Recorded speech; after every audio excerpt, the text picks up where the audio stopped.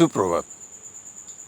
Family care চ্যানেলে সকল ভাই বোনেদের এবং সাথী ও বন্ধুদের সুস্বাগতম। আজকে ফ্যামিলি কেয়ার চ্যানেলে যে যোগাটি আমি প্রদর্শিত করব সেটি হচ্ছে অনুলোম বিলোম। প্রথমে ধ্যানাসনে বসুন, পায়ের ওপর পা তুলে বসুন। তারপর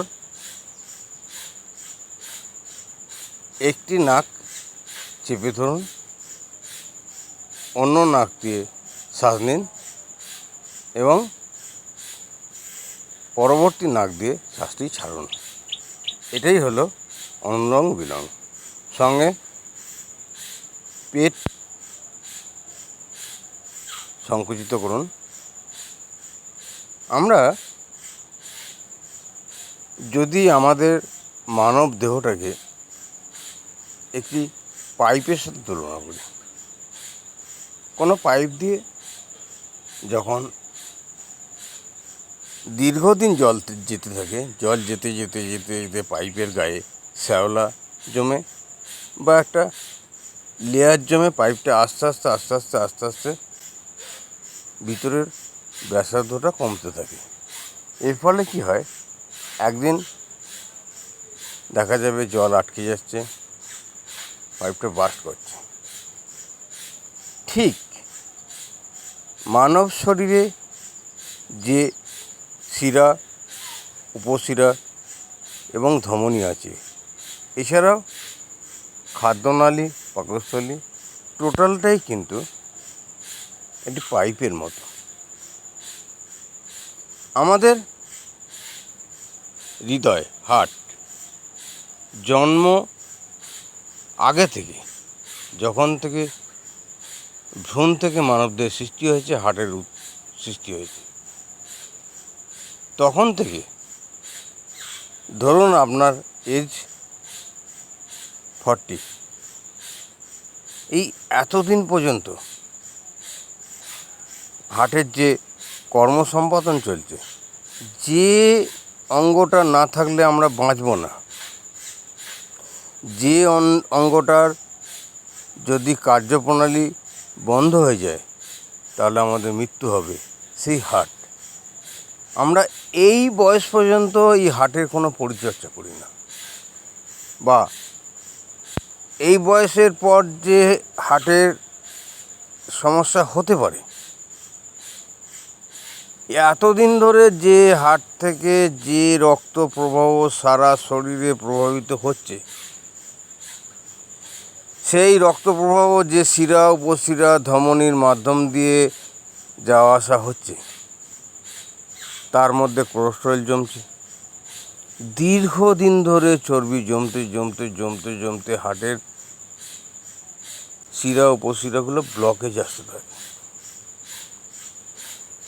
দেখা যায় এই শিরা, উপশিরাগুলো আস্তে আস্তে আস্তে আস্তে যখন মস্তিষ্কে ওঠে, হার্ট থেকে বহু সরু হতে থাকে।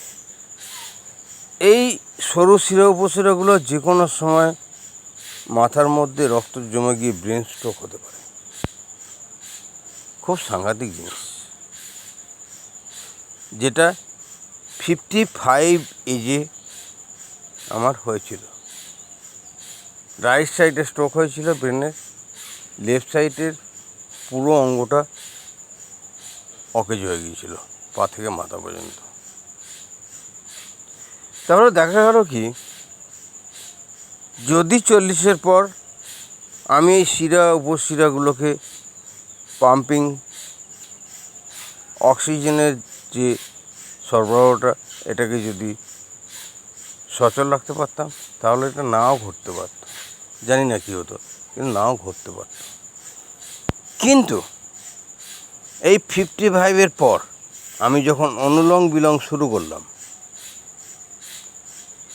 এই যে একটি নাক দিয়ে নিঃশ্বাস নেওয়া হচ্ছে, অন্য নাক দিয়ে নিঃশ্বাস ছাড়া হচ্ছে। আমাদের নাসিকায় দুটো ছিদ্র আছে, একটিকে আমরা বলি, একটি হচ্ছে সূর্যের ন্যায়, একটি চন্দ্রের ন্যায়। মানে একটি উষ্ণ, আর একটি অপেক্ষাকৃত কম উষ্ণ।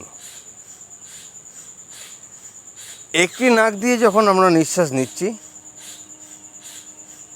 পুরো প্রেশারটা শিরা উপশিরার শ্বাসপ্রণালীর মাধ্যম দিয়ে পুরো বডিতে একটা প্রেশার সৃষ্টি হচ্ছে।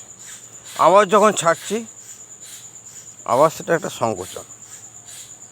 তাহলে পা থেকে মাথা পর্যন্ত টোটাল যে শিরা উপশিরাগুলো আছে, হার্ট তার সংকোচনের মাধ্যমে সে নিজে নিজে সংকোচন করে, সংকোচনের মাধ্যমে গোটা শরীরে প্রভাবিত করে।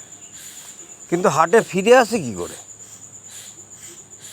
হার্টে ফিরে আসে বিভিন্ন পেশি সংকোচনের মাধ্যম দিয়ে ধীরে ধীরে লিভারে আসে, লিভারে ব্লাড ফিল্টার হয়ে আবার হার্টে পৌঁছায়, হার্ট থেকে আবার সারা শরীরে প্রভাবিত হয়। এই যে কর্মপদ্ধতি জন্মের আগে থেকে শুরু হয়েছে, এখন পর্যন্ত আমরা কিন্তু কেউ হার্টের পরিচর্যা করি না। তাহলে এই হার্টের সংকোচন, হার্টকে কর্মশীল রাখার জন্য যদি অনুলোম বিলোম করা হয়, একটা নাক দিয়ে নিঃশ্বাস নেওয়া হচ্ছে, অন্য নাক দিয়ে নিঃশ্বাস ছাড়া হচ্ছে, সঙ্গে পেটের সংকোচনটা হচ্ছে। আমি পেটের ব্যাপারটা পরে আসছি। প্রথম যে আলোচনাটা ছিল আমাদের, সেটা হার্টের। এর ফলে কি হচ্ছে, গোটা শরীরে রক্ত সঞ্চালনটা একটা পাম্পিং সিস্টেম হচ্ছে, সংকোচন হচ্ছে।